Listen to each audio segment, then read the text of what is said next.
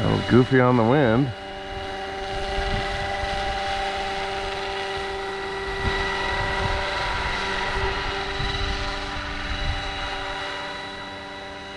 See, this one doesn't feel as locked in. It's kind of all over the place. So, 5 minutes. I wonder if I can make some changes in the gyro.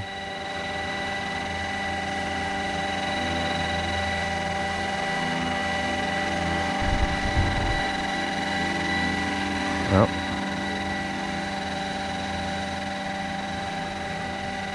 Because it's just kind of, it's all over the place compared to that SK. I have control over it, but it seems to be all over the place. Oh. 501. Check the tail. Because I had a tail strike. Shit.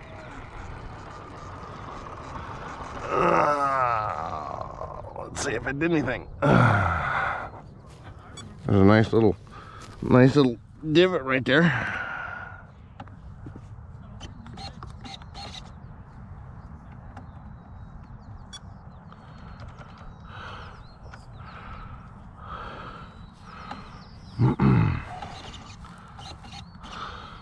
Rate mode.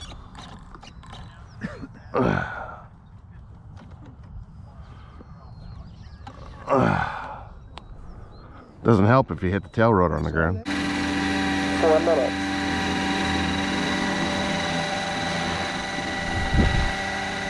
When you're dealing with a tailwind, that's what's going to happen.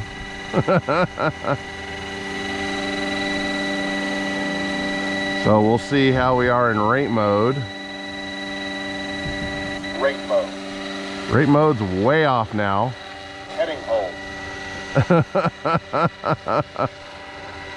Yeah, that was really bad for a rate mode check.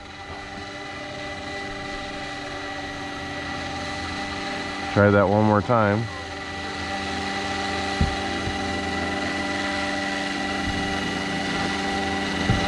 Rate mode. Heading hold. Yeah, that was a little off. I think we're gonna check this.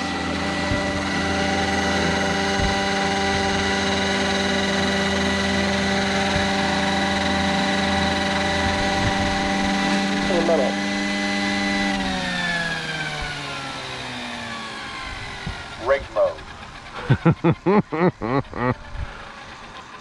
I wouldn't think that it would be that far off, but I haven't checked this in a while, so we'll take it in and hopefully it didn't skip a tooth or anything. I mean, it's not acting like it skipped a tooth, but you never know. So we'll go back and we'll check it. All right, so I didn't notice any damage. Everything worked like it should. But when I went into rate mode to check my mechanical setup, oh, that thing spun around. So we'll have to go back and look into it, tear it apart, see if something skipped or if something broke or if something did something weird. But, I mean, everything, you grab it, move it, yeah. So we'll see. We'll see how it does whenever I get into it.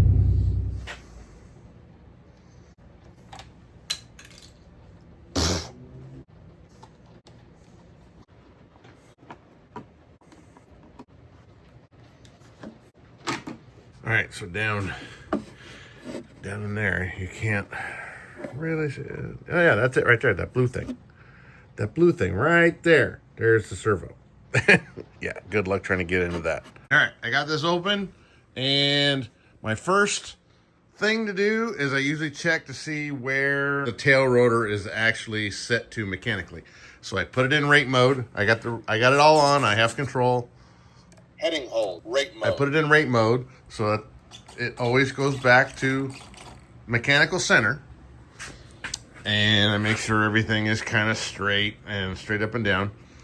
And what I'm looking for is I'm looking for mechanical setup in the tail rotor. So you don't want these blades to be straight on with your helicopter. You want it to have the anti-torque already put into it. Normally I say we go out and I say you start at the edge of the blade grip and then go from there. You go out, you test it, you put it into rate mode in a high hover and see if it goes left or goes right. And right now, when you saw in that video, this tail was going to the right, which means it didn't have enough anti-torque mechanically set up into it. So what I'm going to do is what I'm looking now. So there is actually right at the edge of the blade grip. So I thought I had set this before. That's why I stopped immediately and said, okay, something's not right. As far as the mechanics of it being set up and not broken from the little hit on the tail rotor, everything else seems to be good. We don't have any broken links. Everything is tight. Everything is where it should be. Then we tested out the mechanical setup on the tail rotor, and it's just not enough. So what I'm seeing is that this is pointed at the edge of the blade grip. So what I'm going to do is I'm going to point it out to there. And then we're going to have to retest it and see it again. It definitely won't be a test today because it is now pouring ass rain out here in the Pacific Northwest. Oh, big surprise. We got to pop off a link and shorten it up from what I have seen I got to do. And we'll get that put in there, and then we'll see if we can test it sometime in the next day or two. And with that, we have to rip out the mechanics. It sucks! I don't want to take out the mechanics, but it's the only way I can get to adjust my tail control rod link. It's all tucked down in there, all nice and neat, like Roban wants. So now I gotta pop out the mechanics to get it to it all. Ah! This sucks. All right, got the mechanics out. Got the tail rotor plugged back on and checking it again. And yeah, that tail rotor is just at the edge of the blade grip. So I'm gonna make it gonna stick out to about right there. So in order to do that, I gotta shorten up the rod, and there are more threads showing down there. Hopefully it's not stuck way in, but I'll pop it off and we'll see if we can't get it to work. Pop that off, twist it with this thing while you hold it with that, shrink it up, put it back on. Let's check it. 3 whole revolutions. And there is the difference of where it is. Now it is pointing out about out there from where the blade grip is. It was about right there. And now we're looking, come on, focus, you POS. Won't focus. And so we are way out there. So I'm going to turn it in 1 whole turn, lengthen it so I don't have as much of bite put into it as you would say. Got it turned back in 1 turn, so I'm only a total of 2 turns. About right there, if I'm looking at it right, which I'm looking at it through a camera. So it was there, then it was out here, and now we're in the middle. We'll do some maintenance while we got this taken out, do some lubricating, check some stuff, make sure it's working okay, and then we'll stuff it back in here, and then we'll call it good. Then we'll go test. Now that I've got that kind of adjusted, and I got everything lubed up, I went through and lubed all the bearings that I can reach. And put some grease on the gears, made sure everything was straight, inspected a couple of, those white gears that are down here, right here. Make sure they weren't cracked or anything, and everything was running smooth. As smooth as it was this morning before I had a tail rotor strike. And everything looks good. So I'm gonna stick this back in here and we'll get it all put back together. And a little tip for you in case your screws that mount this stuff in here have wallered out because you've had to take this on and off so many goddamn times. What I do is I take some thin CA, and this is Star Bond thin CA from Tyler Gray Models, which you can get with, they come with all these cool tips. And I mean, there's a bazillion of them in the pack, so it's not like, oh, you only get 2. No, they come with like 10. And I go through those tips a lot, but they haven't. So what you can do, take that thin tip, run a little bit of CA in the woodwork where your screw actually grabs into, and you can do a couple things. You can kind of blow it out so to make sure that it's kind of open, and then run your screw. Or what I had to do, I had to shoot it with some accelerator, and this is the Star Bond accelerator, and it's an aerosol, which you can get from TylerGrayModels.com, and shoot it, and then blow it out again, and then all these things you got to take and run your screw through before you try putting on your stuff to make sure that there are threads there. So I've had a couple of these that, you know, there's nothing there because it's been wallered out. And so a little super glue, a little accelerator, blow it out a little bit, pre-drill and pre-screw your screws in so that they're matched to what screws you're putting in there. And then it holds. Imagine that. And then if you're like me and you have all your screws, you forget one, and now this one is pretty much useless. But it's the last one, so I'm not taking it back off. So I stuck the computer on it, looked at the gyro settings on the NASA because the little frickin' Lakota up there was so much more locked in than this one. And come to find out, something had changed, or I changed something a long time ago. Looking at the photos on my camera, I always take a picture of my settings for the ESC and then whatever gyro I have in here, this one being the NASA.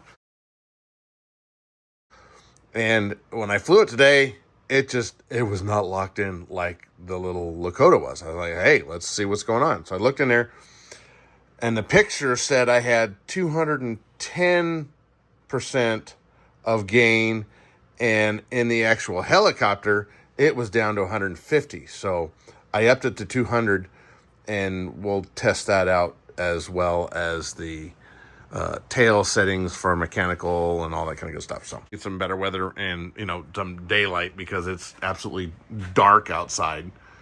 No light. So we'll get this figured out and see if the changes made a difference. All right, we're gonna test fly this and see where the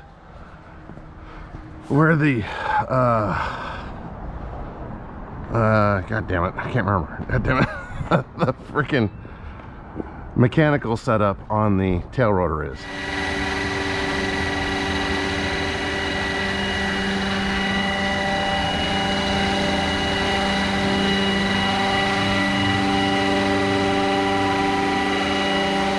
Got a little bit of a shimmy in the tail rotor.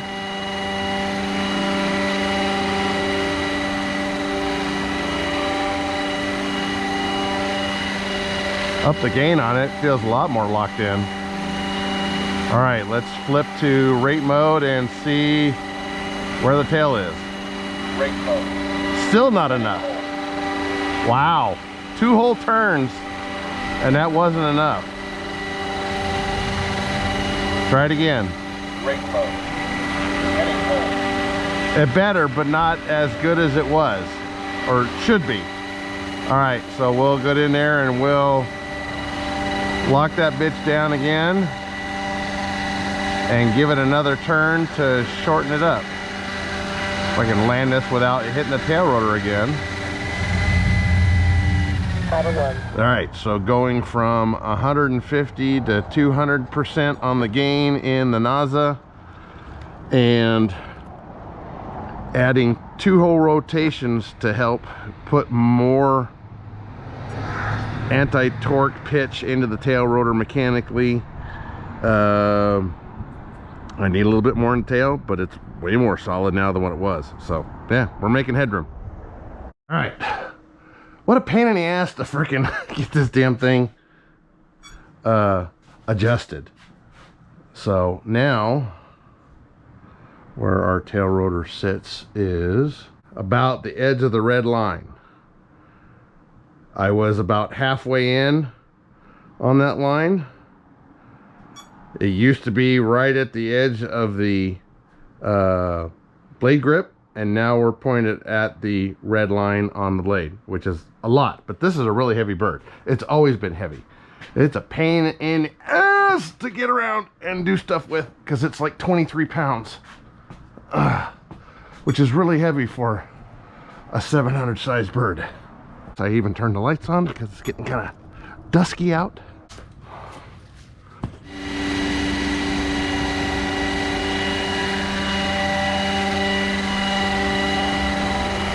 Okay, so let's not have the light blinding us. And what we're gonna do is we're gonna switch it into heading hold mode and see how it holds. Or actually, we're in heading hold mode now. Switch it to rate mode. Rate mode. Oh, way better. Way better. There we go.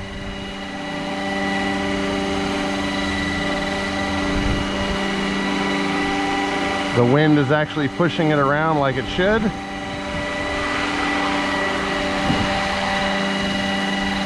And let's go back to heading hold. Heading hold. There we go. So yeah, it took 3.5 turns in order to fix that mechanical setting on there.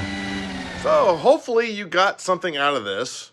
How I set up my tails mechanically, using the rate mode to check it, flying better than me so you don't take out your tail rotor. Oh my God. So yeah, I got to get back on that. But we got it fixed. It didn't, nothing broke. I don't know if I hadn't checked the actual mechanical setup on it. Usually I do. I don't know why it was so far off. 3.5 turns to get it to hold in rate mode. And you kind of saw it. I wasn't given any tail when I went into rate mode, and it was holding and it was kind of going back and forth. That's what you're looking for, because that's actually the wind kind of having it weather vane. That's what it does. Then you know you're set up mechanically. Sometimes you got to rip out the whole mechanics to do it, but we got it good. So, you know, thanks for watching. Hopefully you learned something. You got to giggle because I'm stupid. I actually, what happened, why I had a tail rotor strike was because I was actually landing downwind at that point in time. The wind was kind of swirling around, and sure enough, I caught it. Shit happens. You got to live. Some of the comments on the little 3-second snippet I put out there has been fabulous. So funny. So get out and build something.